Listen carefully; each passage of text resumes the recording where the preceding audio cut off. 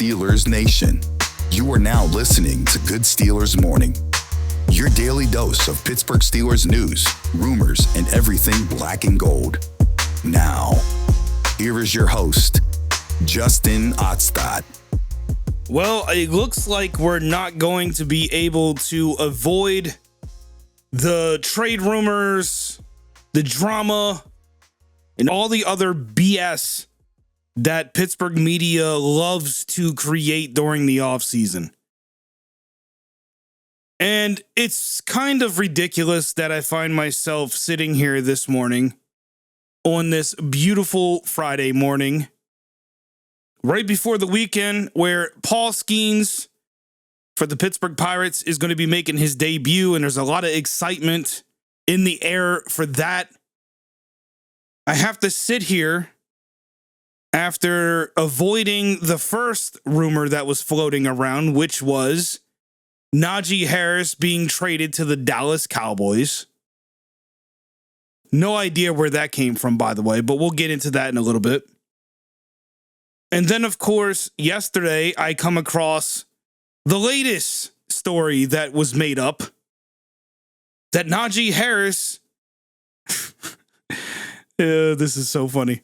Najee Harris asked the Pittsburgh Steelers to not pick up his fifth-year option, because that sounds about right.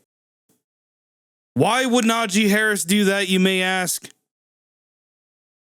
Supposedly, it's because he does not want to be in Pittsburgh in 2025. And yet, we watched Mike Tomlin say he wants volunteers, not hostages. We watched them trade players that didn't want to be in Pittsburgh. And yet here we are, a week or so removed from the fact the Steelers did not pick up that option. And Najee Harris is, in fact, still on the Pittsburgh Steelers roster. And I'll be honest, I'll say it right now.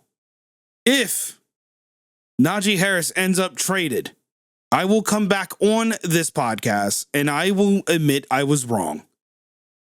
No problem doing so, but I'm going off of track records. And track records says this. What we had last week was Najee Harris getting his fifth-year option declined. Why I think that was the case? It's either the Steelers do not want to pick up that option to see if he can prove himself in a new offense, or the Steelers have plans to get him a new contract. Those are things that make a lot more sense when we're talking about this discussion. But what I know is Pittsburgh media likes to see how people are reacting on social media, specifically X, formerly known as Twitter. And then they look at how people are responding, which in this case, a lot of people think Najee Harris is not worth bringing back because of the position he plays. And so they come up with these BS stories every offseason to get the clicks and to get everybody talking. And that is what we have right here. Now, again, if I am wrong, I will come back on this podcast and admit that I was wrong. But the track records speak for themselves. And so let's get into the details here. I'm not even going to try to pretend like I know how to say this guy's last name. And I do not listen to 93.7 The Fan, just as some clarification here. But we'll just call him Paul Z for this episode here. And again, no disrespect to him. I don't know how to say your last name and I don't want to butcher it.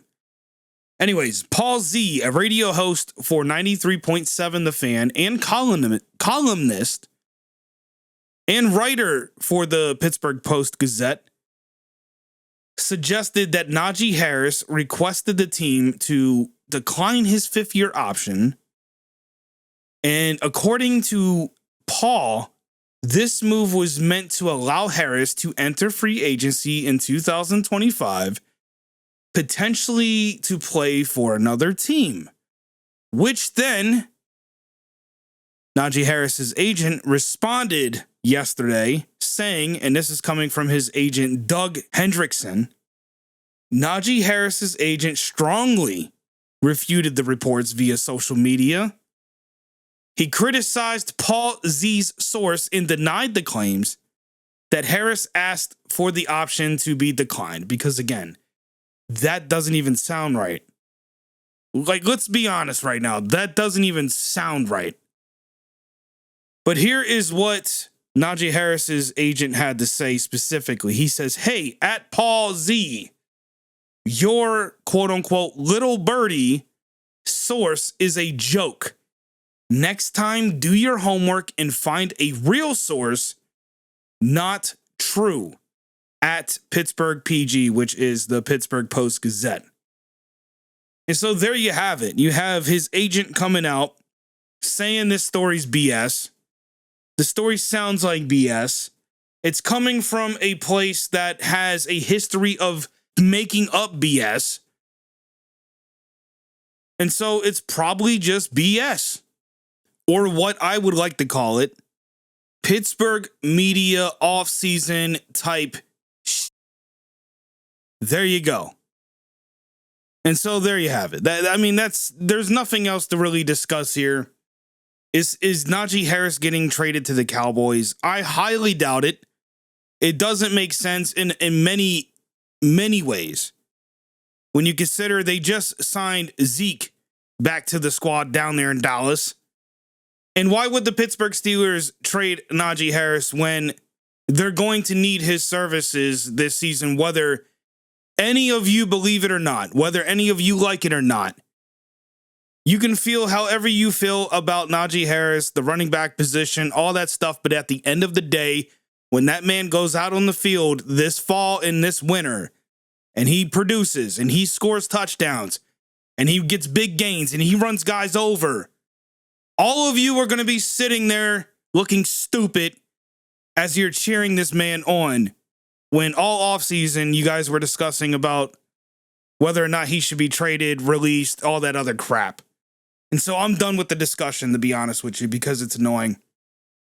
And so let's move on to a few other things before we get out of here. I want to talk about Bud Dupree, which is another ongoing offseason topic for the last few years now. The return of Bud Dupree, despite the fact that he's went from a starter with the Pittsburgh Steelers at the outside linebacker position to now a depth chart type of guy, a depth piece on the roster. And that's all he would be. Of course, Steelers fans love their bring Bud back tweets and discussions on social media. Do I think we should bring Bud Dupree back? I mean, if we need the depth on the roster, absolutely, sure, go for it.